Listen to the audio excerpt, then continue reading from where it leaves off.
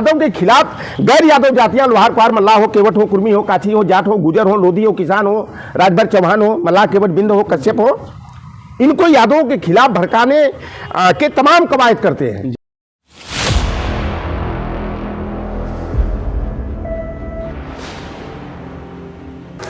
नमस्कार, आप देख रहे हैं न्याय तक और मैं हूं कुमार विजय। आज हमारे साथ सामाजिक न्याय की लड़ाई लड़ने वाले बड़े नेता, बड़े सामाजिक कार्यकर्ता लौटन राम निषाद जी हैं। तो हम सबसे पहले उनका बहुत बहुत स्वागत करते हैं। नमस्कार। आपके चैनल को बहुत बहुत धन्यवाद और जो भी आपके चैनल के दर्शक हैं मैं उनसे आग्रह करूंगा सब्सक्राइब करके, शेयर करके, लाइक करके जो है बढ़ाते रहें ताकि सामाजिक न्याय की आवाज़ जो है जन जन तक पहुँचती रहे। तो आज जब लौटन राम निषाद जी हैं तो चूँकि इन्होंने एक लंबी लड़ाई लड़ी है, तकरीबन 20 साल से बहुत सक्रिय तौर पर समाज के लिए काम कर रहे हैं। बीच में समाजवादी पार्टी में पिछड़ा वर्ग प्रकोष्ठ के प्रदेश अध्यक्ष भी रहे और इस समय पार्टी के लिए फिर से काम कर रहे हैं। तो हम उनसे उनकी तमाम यात्रा पर जानकारी लेना चाहेंगे, लेकिन सबसे पहले कि सामाजिक न्याय की आवश्यकता क्या है, आज क्या महसूस कर पा रहे हैं, दिक्कतें कहाँ हैं कि आज ये लड़ाई लड़नी पड़ रही है। देखिए, वो सामान्य सी बात सोची जा सकती है कि अगर एक परिवार में किसी पिता के 4 पुत्र हैं जी और 4 बीघे जमीन है जी, तो हिस्सेदारी चारों की 1-1 बीघा की बनती है जी। अगर कोई भाई जो है सबलता का परिचय देते हुए अपने हिस्से में 3 बीघा ले ले और 3 भाइयों को 1 बीघे में अगर सीमित कर देता है जी, तो यह सामाजिक न्याय का मानक माना जाता है जी। तो ये जो सामाजिक न्याय की परिभाषा है कि जितनी जिसकी संख्या हो जी, बाबा साहब भीमराव अंबेडकर ने संविधान के अनुच्छेद 15(4), 16(4) में यह व्यवस्था दिया कि वर्गीय आधार पर जितनी जिसका अनुपातिक संख्या हो उसके हिसाब से जो है कि हर स्तरों पर जो है कि प्रतिनिधित्व मिलना चाहिए। दुर्भाग्य की बात है कि 1935 में हमारे एससी और एसटी को सरकारी सेवाओं में प्रतिनिधित्व का अधिकार जनसंख्या के अनुपात में मिल गया, लेकिन दुर्भाग्य रहा कि हमारे जो ओबीसी के लोग हैं, शूद्र वर्ण के लोग हैं, किसी न किसी कारणवश, और मैं कारणों पर जाता हूं तो देखता हूं कि जब लुथियन कमेटी आने वाली थी, मताधिकार कमेटी, उससे पहले जो है मनु वंशजों के द्वारा हमारे ओबीसी की जातियों को अगड़ा बनों का एक अभियान चला दिया, ब्राह्मण और क्षत्रिय बनाने का। और उसी क्षत्रिय और ब्राह्मण बनने के चक्कर में जो हमारी मूल लड़ाई थी, उस लड़ाई से कहीं न कहीं हम अंबेडकर से बिछड़ गए। और अंबेडकर जी ने जो दलित वर्ग को तो आरक्षण दिला लिए, लेकिन हम वंचित रहे। 1978 में मंडल कमीशन बना जब जनता पार्टी की सरकार थी, और उसने जो हमारे जनसंख्या का आंकड़ा निकाला, जो लास्ट कास्ट सेंसस 1931 में हुआ था, उसके आधार पर ओबीसी की आबादी 52.10% थी और वह 52% आरक्षण की सिफारिश करना चाहते थे। लेकिन दुर्भाग्य था कि दक्षिण भारत का एक कोई मामला था जिसमें एक बैरियर लगा दिया गया था कि आरक्षण 50% से अधिक नहीं हो सकता। 22.5% पहले से एससी और एसटी को केंद्रीय सेवाओं में था, 15% एससी को, 7.5% एसटी को। तो उन्होंने 27.5% की सिफारिश किए। और लेकिन दुर्भाग्य रहा कि 80 के दशक में सत्ता का परिवर्तन हुआ, कांग्रेस पार्टी की सरकार बनी, 80 में भी बनी इंदिरा गांधी जी के नेतृत्व में, और 85 में जो है राजीव गांधी जी की बनी। और मुझे कहने में कोई संकोच नहीं है कि भारतीय जनता पार्टी का चाल चरित्र हो चाहे कांग्रेस पार्टी का चाल चरित्र हो, ये आरएसएस ट्रेंड से संचालित होते हैं। कांग्रेस पार्टी का कि अगर जाएंगे इतिहास में तो आरएसएस का गठन कराने में कांग्रेस की अहम भूमिका रही।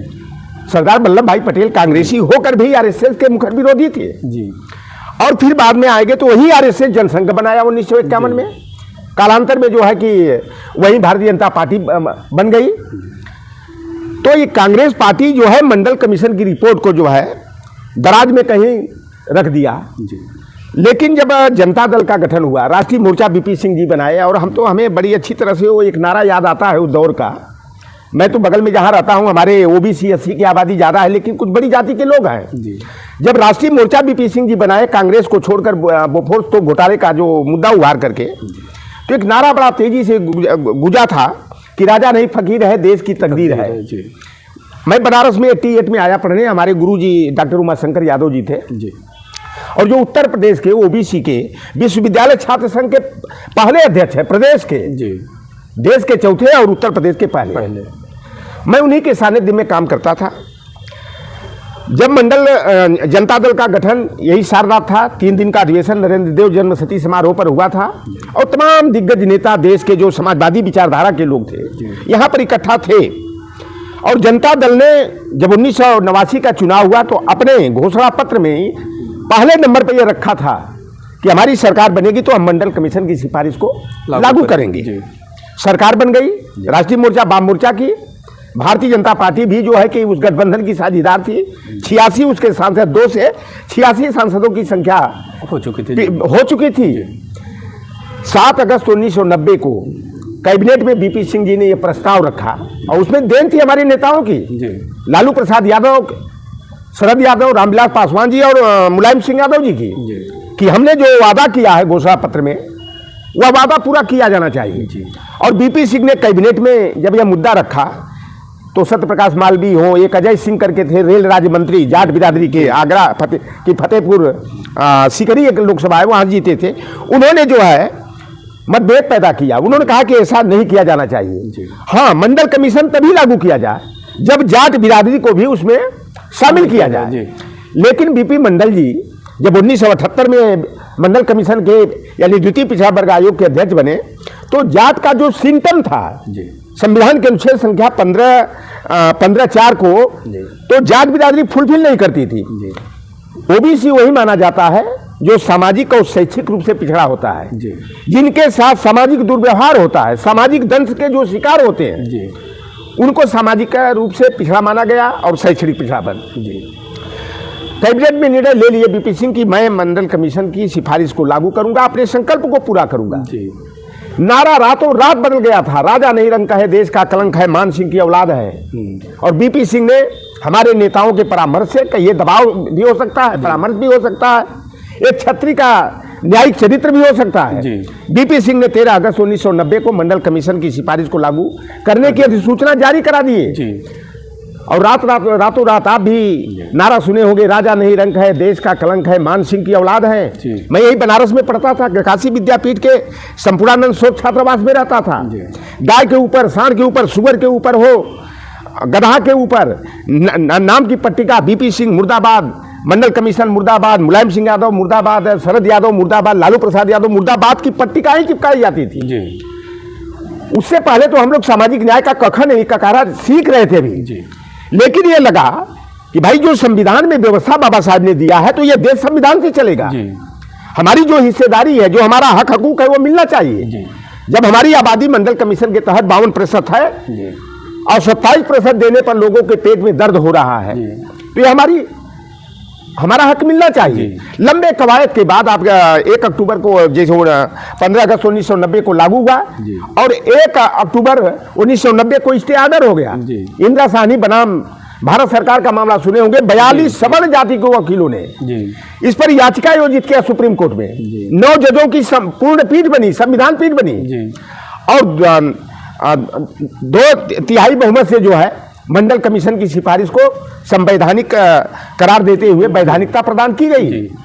तब जाकर के 27% आरक्षण ओबीसी की जातियों को मिला और देखने में छोटन लगे घाव करे गंभीर परम पूज्य मुलायम सिंह यादव जी ने देश में पहले ऐसे नेता थे जिन्होंने मंडल कमीशन की सिफारिश को लागू करने का काम किए और केवल मंडल कमीशन की सिफारिश को जो है उन्होंने लागू ही नहीं किया बल्कि कई स्तरों पर उसको लागू क्रियान्वित करने का प्रयास किए। उन्होंने शिक्षण संस्थाओं में प्रवेश में आरक्षण देने का मामला हो, नौकरियों में प्रतिनिधित्व का मामला हो, चाहे आप देखिए पंचायत राज अधिनियम 1994 के माध्यम से ओबीसी को 27%। चलिए हम यही आपको रोकते हैं, बात ये ले आते हैं कि जब मुलायम सिंह ने इतना कुछ ओबीसी को दिया, इसके बावजूद मुलायम सिंह यमुआई के नेता ही मात्र माने गए, कभी संपूर्ण ओबीसी ने और दलितों ने उनको अपना नेता नहीं माना। इसके पीछे क्या वजह देखते हैं? देखिए, नेताजी का मैं देखता था कि जब मंच साझा करते थे यह आरोप केवल लगाया जाता है यमुआई की बात होती है। अखिलेश यादव जी पर भी यह और जोर से लगाया गया। नेताजी के बगल में एक तरफ बेनी प्रसाद वर्मा बैठते थे जो कुर्मी बिरादरी के थे, दूसरी तरफ आप देखे होंगे जो विधानसभा के अध्यक्ष कभी थे धनीराम वर्मा लोधी निषाद बिरादरी के थे, वो बैठते थे। जनेश्वर मिश्रा बैठते थे तो मोहन सिंह बैठते थे, रमाशंकर कौशिक बैठते थे, तो रेवती रमन सिंह भी बैठते थे। नेताजी खाटी समाजवादी थे और उनको एक जाति के दायरे में, एक वर्ग के दायरे में बांधा नहीं जा सकता। नेताजी साफ तौर पर हम लोगों से कहते थे कि जो जातिवादी होता है वो समाजवादी हो नहीं सकता, जो समाजवादी होता है वो जाति की बात नहीं करता, न्याय की बात करता है। जी नहीं, मैं मुलायम सिंह के चरित्र पर बात नहीं कर रहा हूँ। मुलायम सिंह तो सबको लेकर के चलते रहे, उनका खाटी समाजवादी चरित्र रहा, ये भी बहुत साफ दिखता है। सारे लोग उनके साथ रहे, उन्होंने रामशरण दास को भी सम्मान दिया, बेनी प्रसाद वर्मा को भी दिया, जनेश्वर मिश्रा को भी दिया, सारे लोगों को देते रहे। लेकिन सामाजिक तौर पर जो मान्यता मिलनी चाहिए थी उनकी, वो जो सब की तरफ से होनी चाहिए थी, संपूर्ण ओबीसी की तरफ, वो नहीं मिली कभी। देखिए खासतौर पे मौर्य जो अदर ओबीसी जातियां हैं यादव के अतिरिक्त, उन्होंने कभी वो सम्मान उनको नहीं दिया, नहीं माना कि वो उनके नेता हैं। देखिए मैं एक दौर जाता हूं कि नेताजी की हिम्मत के साहस को दाद देता हूं कि जब फूलन देवी 11.5 बरस तक जेल में बंद थी, ग्वालियर जेल में, और नेताजी के सामने मैं और बाबूराम निषाद का नाम सुने होंगे, प्रोफेसर बाबूराम निषाद, दो व्यक्तियों ने प्रस्ताव रखा 20 जनवरी 1994 को बेगम हरतमल पार्क में। हम लोगों ने भीड़ को कहा कि नेताजी जब आएंगे तो यहीं फूलन देवी को रिहा करो, फूलन देवी को रिहा करो का मुद्दा है। और नेताजी भीड़ देखे जब लाखों लाख की, एक शब्द उनका था कि आज निषाद समाज के लोग जो कुछ भी मुझसे मांगेंगे मुझे देना पड़ेगा, चाहे परिणाम जो भी भुगतना पड़े। और सारी भीड़ आरक्षण को भूल गई, अधिकार को भूल गई, बस एक ही नारा, फूलन देवी को रिहा करो। नेताजी ने कहा फूलन के सारे मुकदमे वापस। 20 जनवरी को वादा करते हैं, कानूनी प्रक्रिया को पूरी करके 20 फरवरी को बाहर निकालते हैं। जो ये बात कहा जाता है यमुआई की पार्टी, समाजवादी पार्टी, मैं कहीं कहीं जाता था, हम लोग मजाकिया तौर पर अपने समाज की महिलाओं से कहता था कि कमल के फूल पर वोट देना है। बिंद और मल्लाह केवट के बीच में, कश्यप के बीच में, वो कहती थी तो हम लोग झूठ प्रचार करते हुआ, हमहन का तो साइकिल निशान है, फूलन देवी का साइकिल निशान है। यानी एक दौर ऐसा आया कि फूलन देवी के नाम पर निषाद समाज ने बिल्कुल समाजवादी पार्टी के साथ लामबद्ध था। तमाम जातियां थी, लामबद्ध थी। कुर्मी बेनी बाबू जब तक थे तो 100% तो नहीं कर सकता, लेकिन 50% जो कुर्मी बिरादरी थी वह भी जो है कि समाजवादी पार्टी के साथ थी। जो हमारा दुश्मन है वो बड़ा साथी दिमाग का होता है।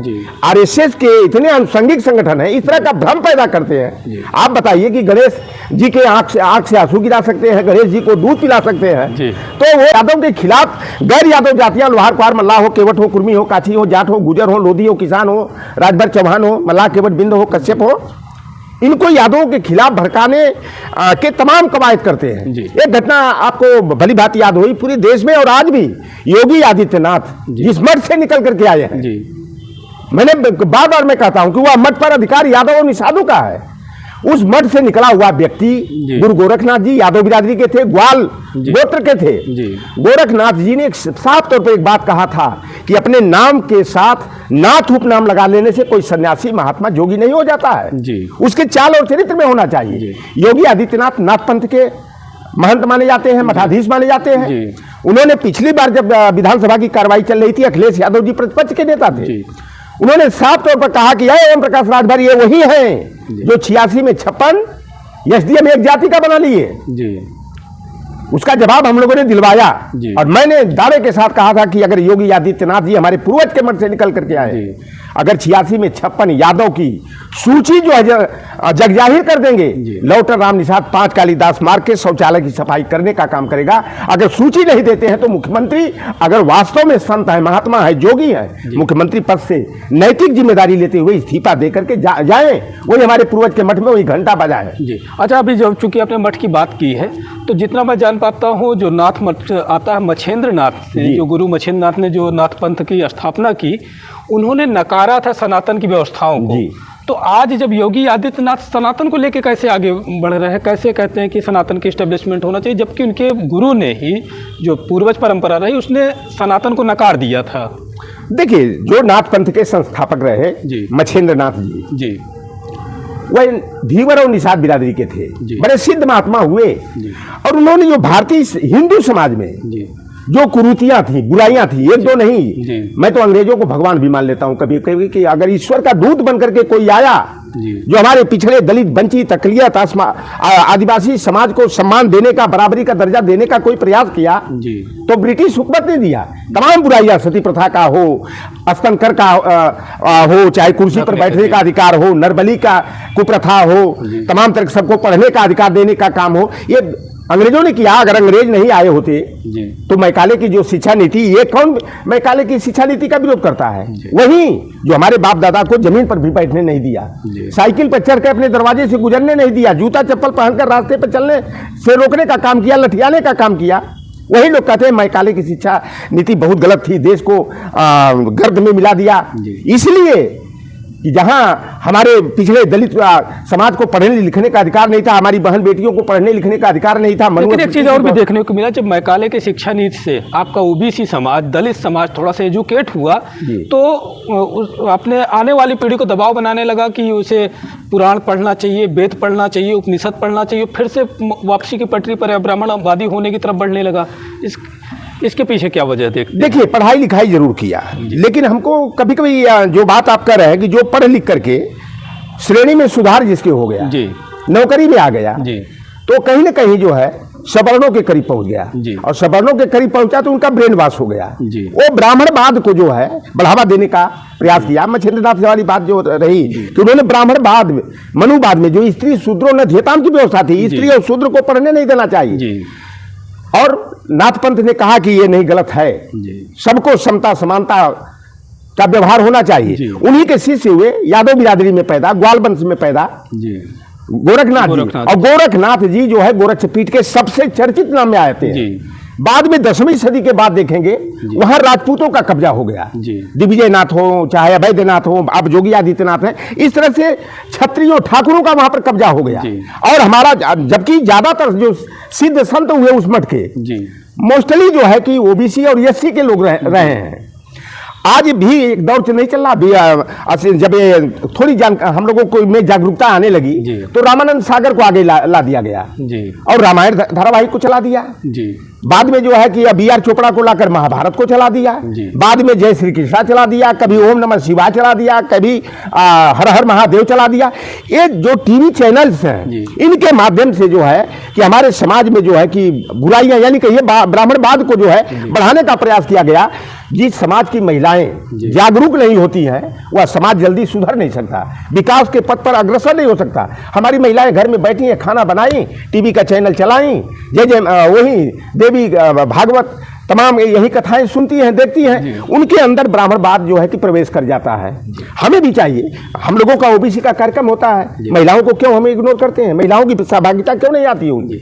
महिलाओं को आप लगातार ओबीसी समाज के हक के लिए लड़ते रहे और इससे बड़ा ओबीसी समाज आपको बहुत पसंद भी करता है, लेकिन उसका एक देखा कि आपको मतलब पुरस्कार के बजाय दंड मिला, खासतौर पे आप ही की पार्टी में। आप जब प्रदेश अध्यक्ष रहे पिछड़ा वर्ग प्रकोष्ठ के, तो आपकी पार्टी ने आपको हटा दिया। तो किन वजहों से आपको हटाया गया? क्या लगता है कि क्या आपकी पार्टी अभी इस मैच्योरिटी पर नहीं पहुंची है कि पिछड़ों के हक में खुलेआम बात कर सके, या कोई और वजह रही? देखिए, मैं घटनाक्रम को बता दूं कि जब मुझे प्रदेश अध्यक्ष बनाया गया 16 मार्च 2020 को जी, और आपको मालूम होगा कि 22 को ताली और थाली बजवाया गया 22 मार्च जी, फिर 25 को फुल रूप से कर्फ्यू लगा दिया, लॉकडाउन लगा दिया गया। मैं 2 महीना तक घर में बैठे रहा। ये मेरी जिंदगी का जो है सबसे बुरा वक्त था कि 2 महीना में घर में बैठा तो मैं 18 घंटे 20 घंटे में लिखाई और पढ़ाई पर काम करता था। आर्टिकल लिखना हो, लोगों का खंगाल करके कमेटी गठित करना होगी बढ़िया से बढ़िया।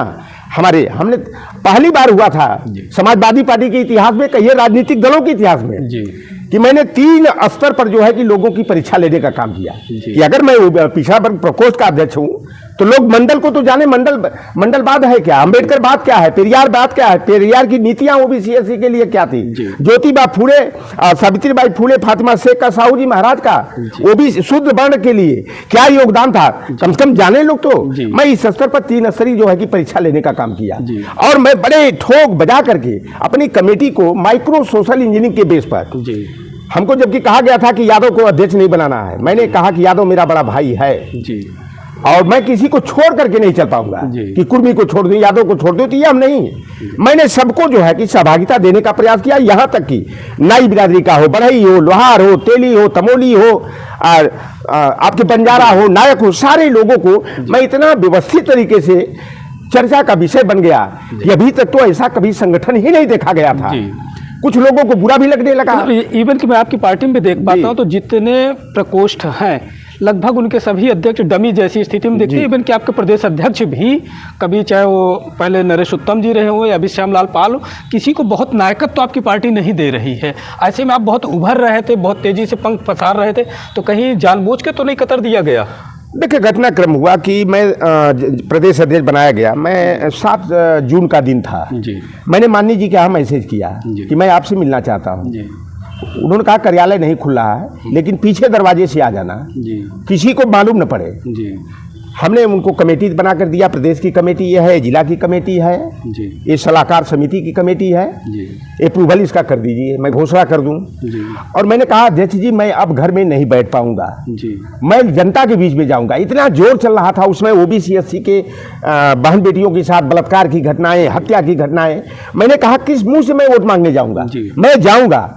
तो माननीय अखिलेश यादव जी ने कहा लौटर राम तुम्हारा जीवन बड़ा मूल्यवान है, समाजवादी पार्टी के लिए तुम्हारी बहुत बड़ी आवश्यकता है, तुम अपने जीवन को खतरे में मत डालो, नहीं तो समाजवादी पार्टी का बहुत बड़ा नुकसान होगा। हमने कहा, मजाकिया तौर पर कहिए या सही तौर पर कहिए, मेरे दिल से आवाज निकली कि अहिर महिर मुसलमान को कोरोना देखकर भाग जाएगा। हंसने लगे थे, कहें कि ये क्या होता है, महिर क्या होता है? हमने कहा महिर निषाद को कहते हैं। हमने कहा अहिर महिर जाति को कोरोना कुछ नहीं करेगा। और मैं निकला 37 जनपदों में, जब लॉकडाउन लगा हुआ था मैं दौरा किया। फिर दूसरा दौर जब मेरा शुरू हुआ 22 जिले का कार्यक्रम बना करके।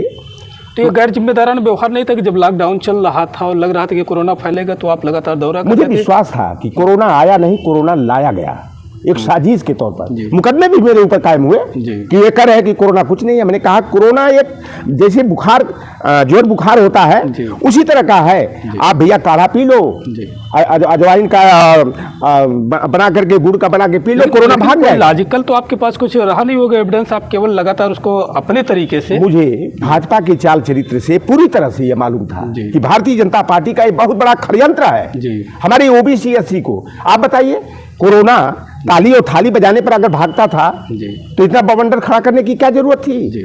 ताली थाली बजवाए गए ना। तो ये क्या हुआ? ये भारतीय जनता पार्टी आरएसएस आपका मेंटल टेस्ट करती है कि अभी कितने मूर्ख हैं। आपको आप बताइए कि गोबर को पुजवा दिया जाता है तो यह आपकी मूर्खता के मानक को तय किया जाता है। तो लौटर राम निषाद को यह चीज मालूम था कि यह कोरोना है कुछ नहीं, कोरोना के नाम पर आपका टेस्ट किया जा रहा है। और आपके बेटे और बेटियां बंबई, सूरत, बड़ौदा, अहमदाबाद, पटियाला, जालंधर, सिकंदराबाद जा करके जो लोग चड्डी और बनियान पहन करके गए थे, मैंने तो 18 प्रदेशों का भ्रमण किया कि जो लोग गाजीपुर छोड़ के गए, जौनपुर, बलिया, कुशीनगर छोड़ करके गए, वहां जाकर के बढ़िया फ्लैट में रह रहे हैं, बढ़िया गाड़ी में चल रहे हैं। जो चड्डी और बनियान पहन करके आए थे पट्टे वाली, बढ़िया जो है सूट बूट पहन करके चल रहे हैं। तो आरएसएस के लोगों के पेट में दर्द होने लगा और हुआ कि बैकवर्ड के लोगों को फिर पिछले जगह पर कैसे पहुंचाया जाए। तो कोरोना का जो प्रोपगंडा किया गया, पूरा मीडिया ट्रायल कराया गया और तमाम लोग सूरत, बड़ौदा, अहमदाबाद। आप बताइए कि एरोप्लेन क्यों नहीं बंद कर दिया गया? राहुल गांधी ने जब कहा कि भाई लोगों को अगर ऐसी बात है तो घर तक तो पहुंचा दिया जाए, लेकिन एकाएक ट्रेन को बंद कर देना। लोग बंबई से ऑटो लेकर के चले आए, साइकिल से आए, सूरत से, बड़ौदा से, कितने लोग रास्ते में मर गए भूखे प्यासे तड़प तड़प करके।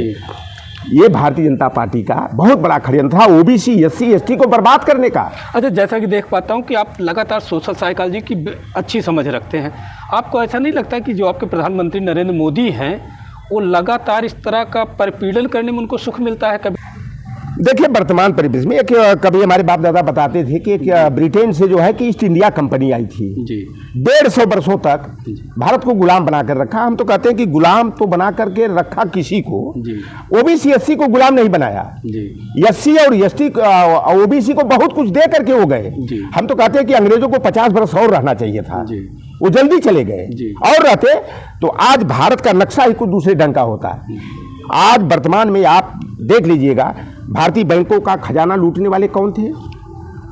एक भी बता दीजिए उत्तर प्रदेश का, एक भी ओबीसी के व्यक्ति का बता दीजिए, एक भी एससी और मुसलमान को बता दीजिए। 29 लुटेरे जो रहे, चाहे नीरव मोदी हो, ललित मोदी हो, चाहे निशान मोदी हो, मेहुल चोकसी हो, विजय माल्या को केवल छोड़ दीजिए, कर्नाटक के रहने वाले, केवल विजय माल्या को हटाइए तो भारतीय बैंकों का खजाना लूटने वाले सभी के सभी गुजरात के बनिया हैं। और मैं तो दावे के साथ कहता हूं, मैं मुकदमा से नहीं डरता, एफआईआर से नहीं डरता लौटर राम निषाद। दो गुजराती बनिया, हम दो, हमारे दो का नारा एक चलता था हम लोगों के बचपन में फैमिली प्लानिंग के लिए, लेकिन देश लूटने के लिए एक नारा चल रहा है, हम दो हमारे दो। अमित शाह और मोदी की जोड़ी, अडानी और अंबानी को देश का खजाना, जमीन जायदाद, सारे सरकारी संस्थान है, उपक्रम है, गेल सेल भेल rail ONGC NTPC power plant हो, पोर्ट ट्रस्ट हो, एयरपोर्ट हो, सारे बेचा जा रहा है। लखनऊ की चले जाइए एयरपोर्ट पर अडानी ग्रुप। अभी जैसा आपने कहा कि भाजपा और कांग्रेस का चरित्र एक जैसा दिखता है, लेकिन जो कारपोरेट परस्त राजनीति है, आज अगर उस पर कोई खुल करके हमला कर रहा है विपक्ष से, तो केवल राहुल गांधी। आपकी पार्टी भी बहुत शांत रहती है इस मुद्दे पर, तो क्या वजह है कि आप कारपोरेट परस्त राजनीति के खिलाफ कुछ नहीं बोल रहे हैं?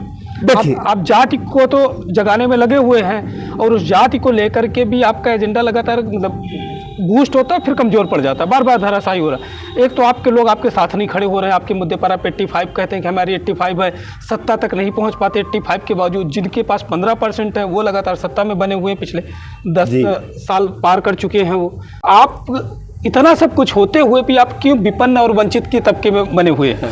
देखिए राहुल गांधी जी, मैं उसमें कहीं ना कहीं कारण मैं भी हूँ जी। मैं भी डाइवर्ट हो गया था जी, और वहाँ पर मैं कुछ कार्यक्रम दे के आया था, सुझाव देकर आया था। राहुल गांधी जी जो आज बोलते हैं कास्ट सेंसस होना चाहिए जी, समानुपाती का आरक्षण कोटा होना चाहिए, 50% की जो बंधन है, बैरिकेटिंग है, ये टूटनी चाहिए, तो आपके भाई का योगदान है उसमें, देन है। और राहुल गांधी जी ने इस बात को गंभीरता से लिया कि लौटर राम निषाद जो कह रहा है ये सही है। और आज के दौर में जो कांग्रेस काफी पीछे जा चुकी है, बुरा दौर से गुजर रही है, तो राहुल गांधी जी मुखरता से उस आवाज को उठा रहे हैं कभी कभी। लेकिन खेत का भी विषय कि उनके इर्द गिर्द अभी वही लोग हैं, जयराम रमेश उमेश जैसे लोग हों, अविनाश पांडे जैसे लोग की बात ही नहीं कर रहा हूँ, वो लगातार लड़ रहे हैं, लेकिन आपकी पार्टी मौन है इस कारपोरेट परस्त पॉलिटिक्स पर। आप क्यों चुप हैं? आपके नेता क्यों चुप है? मैं ये जानना चाह रहा हूँ। देखिए, हम एक क्षेत्रीय स्तर की अभी पार्टी के रूप में है, कांग्रेस तो हमको राष्ट्रीय आज आपकी पार्टी सदन में तीसरी सबसे बड़ी पार्टी है, आप लार्जेस्ट में तीसरे नंबर पर हैं।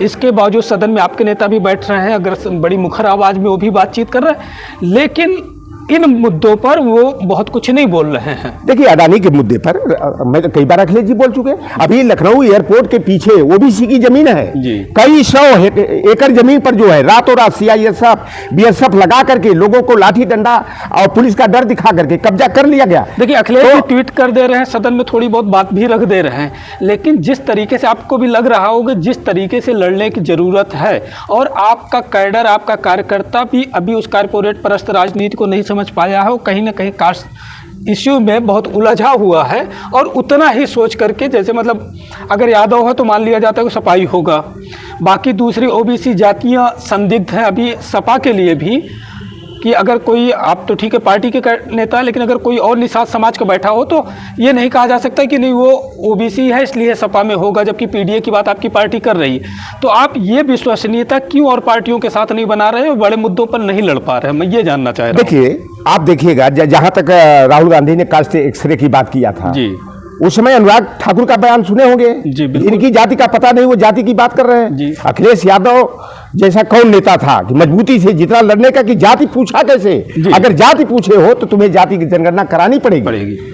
जहां बात आती है तो बंदी मिलाने की, वो अखिलेश यादव उनके तेवर में उस समय कमी नहीं है, मैं कह रहा हूं, लेकिन आप अपने कैडर में उस लड़ाई को लेकर के नहीं जा पाए। अगर जैसे मैं आज फील्ड पे पूछूं आप किन एजेंडों के साथ अपने कार्यकर्ताओं में जा रहे हैं, तो उसमें कहीं रिटर्न में आपका कोई एजेंडा नहीं दिखता कि आप कारपोरेट परस्त राजनीति से लड़ने की भी बात करें। आज तो पूरा का पूरा आपकी जो सत्ता है कहीं ना कहीं कारपोरेट से संचालित हो रही है। उसके पीछे चाहे भी आप महाराष्ट्र का जो चुनाव हुआ, आपका इंडिया अलायंस पूरी तरह से हारा, तो क्या आपको लगता है कि आप सिर्फ वोट बैंक से हारे या कारपोरेट का प्रेशर भी आप पर काम किया है? देखिए, भारतीय जनता पार्टी चाहे हरियाणा का मामला हो जी, केवल कहिए 0.92 जी वोट का जो है वोट शेयरिंग का अंतर रहा जी। महाराष्ट्र में जो हुआ, आप देखिए कि जब चुनाव संपन्न होता है और जितना वोट शेयर दिखाया गया और 6 घंटा के बाद जो है 7% 6.5% वोट बढ़ा दिया गया। ये भारतीय जनता पार्टी कई कवायद करती है, एक तो कारपोरेट की मदद लेकर के, लोगों को प्रलोभन देकर, लालच देकर के, या रुपया बंटवा करके, ऐसे भी कई वीडियो जारी हुए। कि रुपया ये बांट रहे हैं सीधे एनडीए वाले जी। तो तमाम तरह की ये कवायद कर रहे हैं। उत्तर प्रदेश में भी इनका नाटक यही था कि यादव बिरादरी को एकदम खलनायक ही बना दिए थे, सारी जातियों को। लेकिन तो अगर कारपोरेट की राजनीति में जो एंट्री हुई, मुखर एंट्री हुई, इसको सिखाने वाले आपके नेता, पूर्व नेता मुलायम सिंह यादव ही रहे। एक समय जब वो मुख्यमंत्री हुए, बरास्ते अमर सिंह, सारा कारपोरेट उन्होंने आपकी पार्टी के साथ जोड़ा। तो ये तो आपने ही प्रशिक्षित किया। अगर आज दूसरा कोई उसकी मलाई खा रहा है तो आपको तकलीफ क्यों हो रही है? इसलिए हो रही है जी। कि नेताजी ने अगर कारपोरेट की मदद लिया, उनको दिया जी। लेकिन देश का खजाना लुटवाने का काम नहीं किया, हमारे संस्थानों को गिरवी रखने का काम नहीं किया। आज जब पूरे सरकारी संस्थान ही खत्म हो जाएंगे, हम नौकरी का अवसर कहां तलाशेंगे? हमारे आरक्षण का क्या होगा? उस समय भी अगर आपको याद होगा तो जो तमाम रिलायंस की रिलायंस को बड़ी एंट्री दी, वॉलमार्ट के उस समय इन्होंने, बाद में उसका विरोध हुआ, नहीं आ पाया, लेकिन पूरा का पूरा बिजनेस चेन उसके हाथों में सौंपी, आपके नेताजी ने किया था। लेकिन रिलायंस से नुकसान हमारा क्या हुआ था?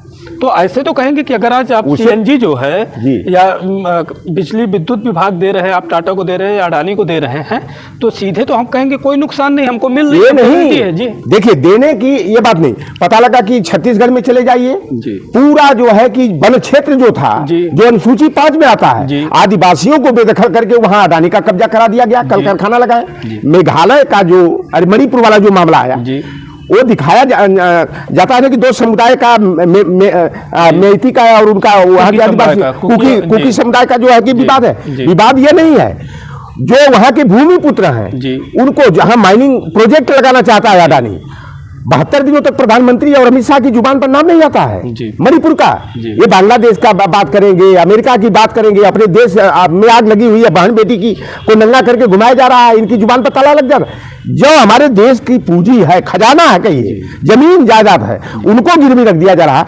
आज जो अभी उत्तर प्रदेश पावर कारपोरेशन है, इनको अडानी के हाथ निजी हाथों में देने जा रहे हैं। एक तरफ भारतीय जनता पार्टी वाले कहते हैं आरक्षण खत्म होना चाहिए, एक व्यक्ति कहता है, तब मोहन भागवत तुरंत कहते हैं यही थोड़ा सा रोकूंगा, नहीं आरक्षण कोई खत्म नहीं कर सकता। लेकिन जब सारे आरक्षण पर आपसे बातचीत करेंगे, चूंकि एक लंबा टाइम हुआ, तो ये पहला एपिसोड हम इसको श्रृंखलाबद्ध करेंगे आपके साथ इंटरव्यू। तो पहला एपिसोड हम यहीं पर रोकते हैं।